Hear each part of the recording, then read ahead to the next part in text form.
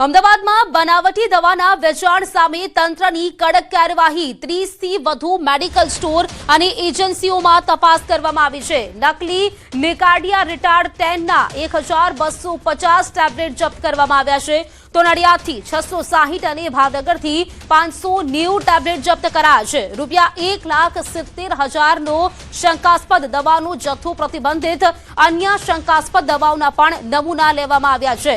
તો લખનૌથી અમદાવાદ સુધીની supply chain સામે આવી છે। 19 ઓગસ્ટથી અમદાવાદ સહિત વિવિધ સ્થળોએ તપાસ ચાલુ છે।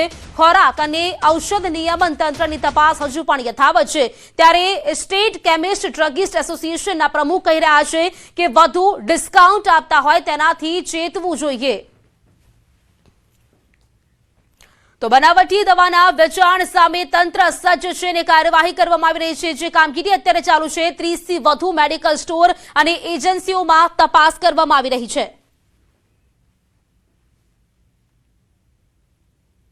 30 જેટલા મેડિકલમાં આનું રેડ કરવામાં આવી છે, જ્યાં દવાનો જથ્થો મળી આવ્યો છે। 1,70,000 દવાના જથ્થાને સીઝ કરવામાં આવ્યો છે, પરંતુ આ દવા આવી ક્યાંથી, બને ક્યાંથી, તો એ યુપી અને રાજસ્થાનથી આ લોકો દવા લાવતા હતા, જેનું આજે પોલીસની અંદર એફઆઈઆર અથવા તો જાણવા જોગની ફરિયાદ આપી એનું પગેરું મેળવવા માટે ડ્રગ્સ વિભાગના અમારા અધિકારીઓ સતત ડે એન્ડ નાઇટ કામગીરી કરી રહ્યા છે। હાર્ટની લગતી જેબી કેમિકલની નિકાર્ડિયા રિટાયર્ડ ખૂબ મોટા પ્રમાણમાં એટલે 24,000થી પણ વધુ સ્ટ્રીપ દવાઓ ડુપ્લિકેટ પકડાઈ। બીજા રાજ્યોમાંથી જ્યારે આ દવા આવતી હોય ત્યારે આની ઉપર ડિપાર્ટમેન્ટ દ્વારા ખૂબ મોટી વોચ રાખવામાં આવતી હોય છે। ગ્રાહકોને પણ મારી નમ્ર વિનંતી છે કે જ્યારે સેન્ટ્રલ ગવર્મેન્ટે અમારો માર્જિન રિટેલ માર્જિન 20% અને હોલસેલ માર્જિન 10% ફિક્સ કરેલો હોય ત્યારે વધુ ડિસ્કાઉન્ટ જ્યાં આપતા હોય ત્યાંથી ચેતવું જોઈએ। અને ડિપાર્ટમેન્ટને હજુ પણ મારી નમ્ર વિનંતી છે કે કેટલીક ચેઇન સ્ટોર્સો દ્વારા પણ આની તપાસ જો સેમ્પલ લેવામાં આવે તો હજુ પણ બહુ જ મોટા પ્રમાણમાં આ દવાઓનો જથ્થો પકડાશે અને આના સિવાયની પણ ઘણી દવાઓ છે જે ગુજરાતની અંદર આવી રીતે ઘુસાડવામાં આવે છે। તો આણંદમાં સરકારી અનાજની હેરાફેરીનો આક્ષેપ। તારાપુરના ફતેપુરામાંથી હેરાફેરીનો આક્ષેપ આવ્યો છે સામે। સસ્તા અનાજની દુકાનના સંચાલક સામે આ ગંભીર આક્ષેપ લાગ્યા છે। સરકારી અનાજ હોટલમાં ઠાલવતું હોવાનો વિડીયો પણ વાયરલ થયો છે। બગોદરા તારાપુર હાઈવે પરની હોટલમાં અનાજ ઠાલવાયું હોવાનો દાવો કરાઈ રહ્યો છે।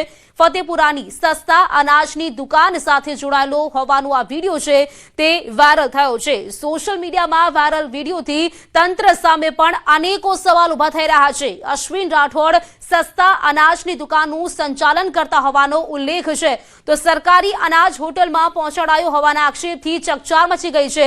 જોકે વાયરલ વિડીયોની ન્યૂઝ 18 ગુજરાતી પુષ્ટિ નથી કરતું।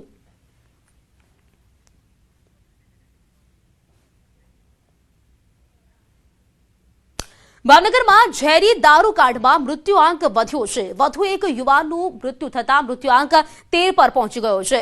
કાળિયાબીડના સાગવાડી વિસ્તારમાં રહેતા યુવાનનું મોત નીપજ્યું। ભાર્ગવ ઉપાધ્યાય નામના વ્યક્તિનું મોત નીપજ્યું છે। ભાવનગરની હોસ્પિટલમાં હજુ પણ 4 જેટલા દર્દીઓ સારવાર હેઠળ છે અને અત્યાર સુધીમાં 13 લોકોના મોત થઈ ગયા છે। એક જ દિવસમાં 2 વ્યક્તિના મોત થયા છે અને જે મોતનો આંકડો છે તે હવે 13 પર પહોંચી ગયો છે। આ ઝેરી દારૂકાંડ ભાવનગરનો જ્યાં મૃત્યુઆંક હવે વધ્યો છે અને અત્યાર સુધીમાં લગભગ 13 જેટલા લોકોના મોત થઈ ગયા છે। જાણકારી મેળવીશું સંવાદદાતા ઋત્વિજ પાસેથી। ઋત્વિજ, વાત કરીએ, મૃત્યુઆંક હવે 13 પર પહોંચ્યો છે, જાણકારી શું આ મામલે? જી પ્રીતિ, વાત કરીએ તો ભાવનગરમાં જે રીતે ઝેરી દારૂ લઠ્ઠાકાંડ થયો હતો જેમાં વધુ એક દર્દી છે તેમનું સારવાર દરમિયાન મૃત્યુ નીપજ્યું છે, એટલે અત્યાર સુધીમાં કુલ મૃત્યુઆંકની વાત કરીએ તો 13 વ્યક્તિઓના મૃત્યુ નીપજ્યા છે। કાળિયાબીડના સાગવાડી વિસ્તારમાં રહેતા જે ભાર્ગવભાઈ ઉપાધ્યાય છે તે સારવાર હેઠળ હતા અને તેમનું મૃત્યુ નીપજ્યું છે। હજી પણ વાત કરવામાં આવે તો ભાવનગરની સિવિલ હોસ્પિટલ અને ખાનગી હોસ્પિટલમાં 4 થી વધારે વ્યક્તિઓ છે તે સારવાર હેઠળ છે, તેમની સારવાર હાલમાં પણ ચાલી રહી છે।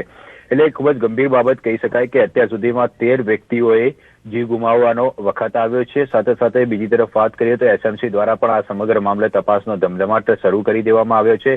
એસએમસીના જે આઈજી છે ગગનદીપ ગંભીર તે પણ ભાવનગર પહોંચ્યા હતા અને તેમના